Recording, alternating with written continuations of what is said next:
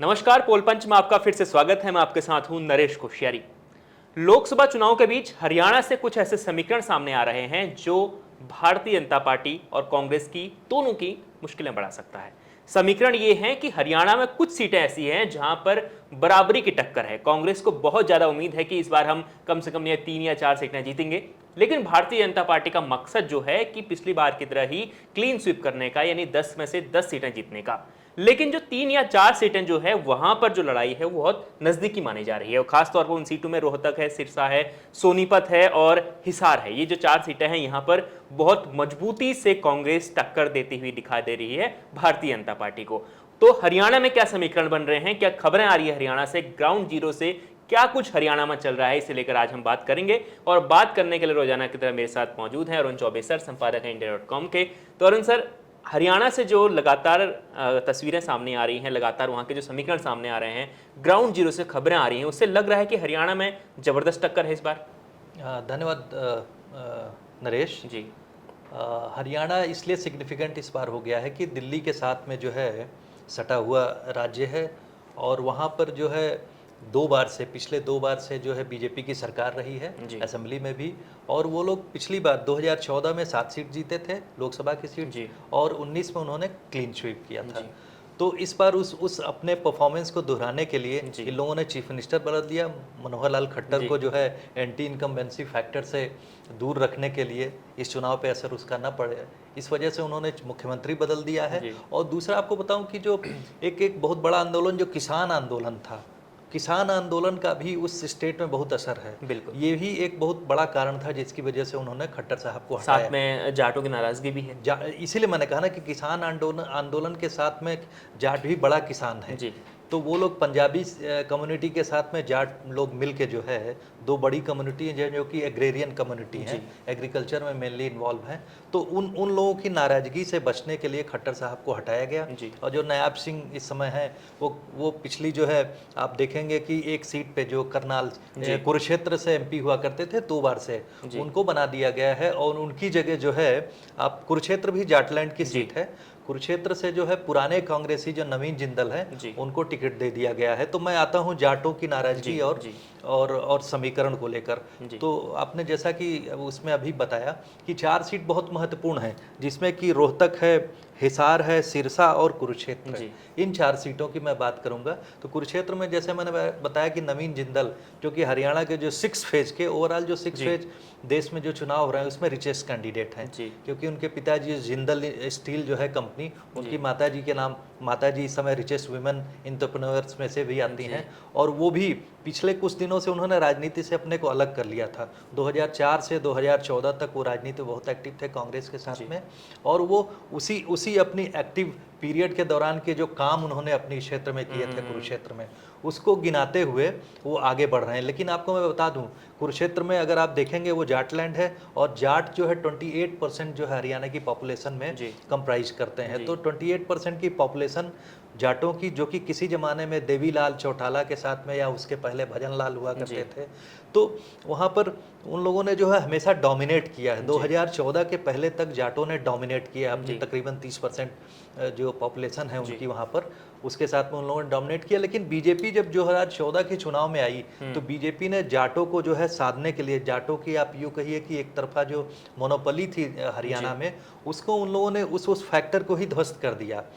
उसमें उन्होंने क्या किया, बीजेपी ने बनिया, गुज्जर, ब्राह्मीण, दलित, कुम्हार, और इस जो ओबीसी वोट बैंक था, ब्राह्मण वोट बैंक था, दलित यानी वाल्मीकि कम्युनिटी वहाँ पर कुछ जगहों पर काफ़ी डोमिनेट करती, फरीदाबाद में भी काफ़ी उनकी जनसंख्या है। तो इन दलित, ब्राह्मण, ओबीसी और गुज्जर सबको मिला के जो है उन्होंने जो है पंजाबी को भी अपने कम्युनिटी को साथ में लेके उन्होंने क्या किया कि एक ऐसा कॉम्बिनेशन तैयार किया जिसमें कि जो आप देखेंगे कि मनोहर लाल खट्टर बनिया कास्ट से आते थे और उनको चीफ मिनिस्टर बना दिया। तो जाटों को जो है विधानसभा से लेकर लोकसभा में दोनों में ये काम किया। जी हाँ, उन्होंने एक तरह से जाटों की ईगो पे जो है हिट किया। वही जाट जो है इस समय यूनाइट हुए हैं, और वो लग रहा है कि दीपेंद्र सिंह हुड्डा, जो कि भूपेंद्र सिंह हुड्डा जो कि कांग्रेस के चीफ मिनिस्टर थे, उन्होंने उसे एक तरह से प्रेस्टीज इशू बना रखा है, जिसका आपने असर देखा होगा कि अभी जो राज्य सरकार है वो उसके कुछ इंडिपेंडेंट एमएलए बाहर हो गए और राज्य सरकार लग रहा है कि माइनॉरिटी में चली गई है, फिलहाल जो है अल्पमत में दिख रही है। तो वो जाटों की एकता की बात हो रही है। तो इन लोगों ने अपने नाक की लड़ाई इस बार कांग्रेस ने बना रखी है। और मैं आपको और दूसरी बात बताऊं, जैसे दिल्ली में कांग्रेस ने आम आदमी पार्टी के साथ में अलायंस कर रखा है, उसी तरह से हरियाणा में भी अलायंस कर रखा है। और ये जो कुरुक्षेत्र की एक सीट है वो आपके खाते में गई है। वहाँ से जो है आपके कैंडिडेट जो है, वो आपके कैंडिडेट हैं, उनका मैं नाम बता रहा हूँ, वो सुशील गुप्ता हैं। सुशील गुप्ता वहाँ से लड़ रहे हैं। लेकिन मैं बताऊं कि जो वहाँ का जो कॉम्बिनेशन बनता है उसमें शेड्यूल कास्ट पर जो 23% है, सिख पॉपुलेशन जो है 11% के आसपास में है, और मुस्लिम पॉपुलेशन 2.35%। मुस्लिम पॉपुलेशन ज़्यादा नहीं है, लेकिन शेड्यूल कास्ट और सिख पॉपुलेशन अलॉन्ग विद जो है जाटों की जो संख्या है, इसमें लोग कह रहे हैं कि जाट और सिख भी, चूंकि इसके जो बॉर्डरिंग स्टेट पंजाब से हो जाता है, तो कुरुक्षेत्र की सीट इसलिए महत्वपूर्ण हो जाती है कि यहाँ के पंजाबी और जाट एक हो जाते हैं। तो फिर नवीन जिंदल के लिए बड़ी मुश्किल का सामना करना पड़ेगा अगर वो कॉम्बिनेशन उनका काम नहीं करता है, जिसमें जो दलित, ब्राह्मण और जो ओबीसी कॉम्बिनेशन साथ में नहीं आता। दूसरी सीट एंटी इनकम्बेंसी भी है सर, क्योंकि लगातार मुख्यमंत्री तो बदल दिया लेकिन सरकार तो बीजेपी की है। जी हाँ, एंटी इनकम्बेंसी का फैक्ट, उसका जो बहुत ज्यादा असर है वहाँ पर। अदरवाइज जो है मनोहर लाल खट्टर, जिनको कहा जाता है कि वो प्रधानमंत्री मोदी जी के काफ़ी करीबी थे, ऐसा करीबी हैं भी, तभी उनको जो वहाँ से हटाते ही करनाल से उनको टिकट दे दिया गया। और करनाल में आपको बता दूं, हरियाणा की ज़्यादातर जो 10 कॉन्स्टिट्यूंसीज हैं लोकसभा, उसमें सब में 9 असेंबली सीट्स हैं। तो 9 असेंबली सीट्स में से आप करनाल में देखेंगे, करनाल में 5 जो है बीजेपी जीत चुकी है। वहाँ की जो 5 असेंबली, 9 में से 5 असेंबली जो है बीजेपी के पास में, एक इंडिपेंडेंट उनके पास में है, रेस्ट 3 जो है कांग्रेस के पास में। तो बड़ी सुरक्षित सीट है करनाल की, वो सीट जो बड़ी सुरक्षित सीट है। इसी वजह से उन्होंने जो है खट्टर साहब को वहाँ से कहा ताकि सेफली वो जीत सकें। इसके अलावा आप देखेंगे कि जो हम लोग जाटलैंड की सीट की बात कर रहे हैं, तो उसमें एक रोहतक सीट बहुत महत्वपूर्ण है। रोहतक सीट में जो है दीपेंद्र सिंह हुड्डा लड़ रहे हैं, और पिछली बार आपको बता दूं कि सिर्फ 7,000 वोट से हारे थे, 7.5 करीब। हाँ, 7,000 वोट के आसपास से हारे थे। तो उनका जो है वहां पर इस बार जीतना जो है नाक की लड़ाई बनी हुई है। अगर वो इस बार हार जाते हैं वहां से, चूंकि वो पूरे दमखम के साथ लड़ रहे हैं और जाट यूनिटी के साथ में लड़ रहे हैं, तो उनके जीतने का मतलब हुआ कि दोनों जो पिता पुत्र, जो लोग जाटों के वहाँ के जो एकमात्र कहते हैं कांग्रेस के सबसे बड़े नेता हैं वो भूपेंद्र सिंह हुड्डा, उनके लड़के का जीतना ही उनकी राजनीति के आने वाले समय की जो दिशा और दशा निर्धारित करेगा कांग्रेस पार्टी में। गुटबाजी के चक्कर में कहीं ना कहीं पीछे हो रही कांग्रेस का जो वहाँ पर वीक पॉइंट है वो गुटबाजी है, क्योंकि जब टिकट बंटवारा बांटे जा रहे थे तब भी वो लगातार सामने आया था। रणजीत सुरजेवाला कहते हैं कि मेरे लोगों को कम टिकट मिल गए, हुड्डा की ज़्यादा चल गई, उधर कुमारी शैलजा नाराज थी। ये कुमारी शैलजा, देखिए कुमारी शैलजा जो है, जो कि 3 गुट वहाँ पर बन गए थे कांग्रेस के खास तौर पर। आप कह सकते हैं, क्योंकि कांग्रेस के साथ ये दिक्कत है, ये हरियाणा में नहीं और राज्यों में भी दिक्कत है। अब दूसरे राज्यों के बारे में मैं नहीं कहना चाहूँगा, अभी हरियाणा की हम लोग बात कर रहे हैं। तो हरियाणा में ये गुटबाजी है। भूपेंद्र सिंह हुड्डा, इसीलिए मैंने कहा कि अगर ये दीपेंद्र सिंह हुड्डा हारते हैं तो उन पिता पुत्र के लिए जो है कांग्रेस की राजनीति में जो है वो स्थान जो अभी बनाए हुए हैं वो किनारे हो जाएंगे लोग। और दूसरी बात, जैसे आपने कहा कि दूसरा गुट जो शैलजा, कुमारी शैलजा है, जो कि शेड्यूल कास्ट सीट है सिरसा से लड़ रही हैं, उनके बारे में वो लगातार वहाँ से जीतती पहले रही, कांग्रेस कैबिनेट में भी रही हैं, और उनका जो है देखा जाए तो गांधी परिवार के साथ काफ़ी नज़दीकी है। उनके पिताजी भी वहाँ से जीता करते थे, और राजीव गांधी जो कि के साथ में कंटेम्प्रेरी थे। तो इनकी मृत्यु के बाद अचानक उन्होंने जो है शैलजा को जो है कैंडिडेट बना दिया था, और वो लगातार तब से राजनीति में कांग्रेस के साथ में है। वहाँ का भी कॉम्बिनेशन बहुत ज़बरदस्त है। वहाँ भी ये सिरसा और हिसार, रोहतक के अलावा, कुरुक्षेत्र के अलावा, ये भी जाटलैंड है, जबकि ये दलित पॉपुलेशन है। यहाँ पर दलित पॉपुलेशन में आप देखेंगे कि यहाँ पर शेड्यूल कास्ट तकरीबन जो है 29% है, और उसके बाद जो सिख पॉपुलेशन, यहाँ 2 मैंने जैसा कहा कि सिख और दलित, सिख पॉपुलेशन 20% से ऊपर है, और मुस्लिम पॉपुलेशन उतनी नहीं है। लेकिन इसके अलावा जाटों की किसान आंदोलन का फर्क तो सीधे सिखों के वोट पर पड़ेगा। सिखों के वोट 20% नुकसान है। अगर सिख वोट जो है जाट वोट के साथ मिलता है तो वो कॉम्बिनेशन यहाँ भी बहुत तगड़ा बन जाता है। इसीलिए कुरुक्षेत्र के बाद जब मैं कह रहा था कि सिरसा की सीट, रोहतक सीट, और इसके अलावा एक और सीट बचती है हिसार की सीट। हिसार की सीट इसलिए महत्वपूर्ण हो जाती है कि हिसार में पूरा का पूरा चौटाला क्लैन चौटाला क्लैन जो है, देवीलाल का परिवार जो है, देवीलाल आप जानते हैं कि जी। हरियाणा के बहुत बड़े नेता हुए, जी। चीफ मिनिस्टर लगातार रहे और वीपी सिंह की सरकार में उप प्रधानमंत्री भी रहे। जी। तो उनके परिवार के कई लोग सब एक ही चौटाला क्लैन में, आप देखेंगे कि बीजेपी ने रणजीत चौटाला को टिकट दिया है। जी। उसके बाद में INLD जो है वहाँ से सुनैना चौटाला लड़ रही है, और जेजेपी दुष्यंत चौटाला की बिल्कुल। पार्टी वहाँ से जो है वहाँ पर नैना चौटाला लड़ रही है। उसके अगेंस्ट में जो है कांग्रेस ने खड़ा किया जयप्रकाश को। जी। जयप्रकाश जो है वहाँ पर जो है पुराने नेता हैं। वो आपको बता दूं कि जयप्रकाश जी जो है चंद्रशेखर सिंह की जो सरकार थी, जी। जो कांग्रेस के समर्थन से बनी थी, जी। उसमें कैबिनेट मंत्री थे। तो पुराने वेटरन नेता हैं, कांग्रेस ने उनको टिकट दिया है।